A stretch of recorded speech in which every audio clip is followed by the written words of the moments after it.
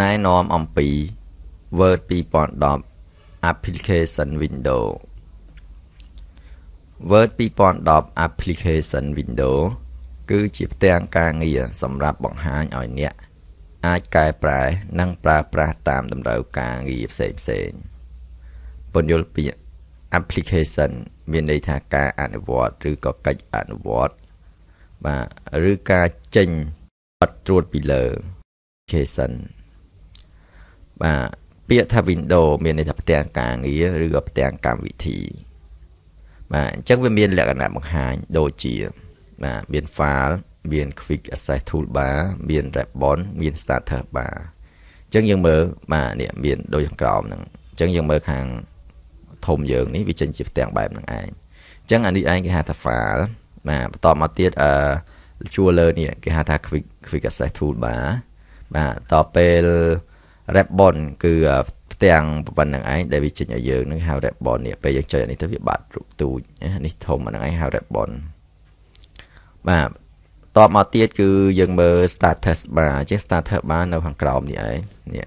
យើងម៉ៅស្ដាំលើវាទៅបាទអញ្ចឹងអាហ្នឹងឯងនេះឈ្មោះវាហៅ Status Bar បាទបន្តមកទៀតយើងចូលដល់ចំណុចមួយទៀតគេហៅ Tape on Ribbon Tape គឺជា menu សម្រាប់ជ្រើសរើស tool ដែលផ្ទុកនៅលើ Ribbon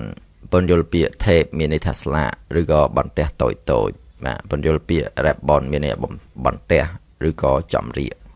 បាទអញ្ចឹងនេះគឺយើងមាន Tape ជាច្រើននៅក្នុងកម្មវិធីហ្នឹងមានដូចជា Home Tape Insert មាន Page Layout មាន Reference មាន Mailing ហើយមានផ្សេងទៀតបាទអញ្ចឹងនេះគឺនៅខាងលើនេះឯងគឺយើងមើលឃើញហើយបាទបន្តទៀតគឺយើងត្រូវចេះមួយទៀតគេហៅថា Ribbon គឺជាផ្ទាំងឧបករណ៍សម្រាប់ប្រើប្រាស់លើការងារផ្សេងបាទ Home មានផ្ទុកនៅ tool group ជាច្រើនទៀតបាទអញ្ចឹងយើងមើលក្នុង Home នេះមួយនេះមានមក group នេះអញ្ចឹងអានេះឯងគឺខណ្ឌត្រឹមនេះគេហៅថា group clipboard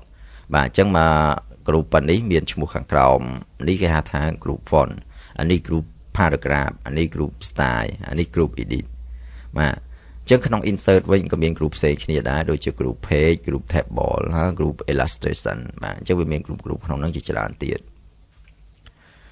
តោះអញ្ចឹងយើងមើលការបង្ហាញ show and hide ribbon ការបង្ហាញគឺយើងคลิกសញ្ញាហ្នឹងមកវា hide គឺយើងคลิกសញ្ញានេះមកវាបង្ហាញវិញអញ្ចឹងនេះឃើញคลิกនេះញ៉ាព្រួយឡើងលើមក hide បាត់អញ្ចឹងយើងคลิกលើញ៉ាព្រួយហ្នឹងមកវាចេញមកវិញ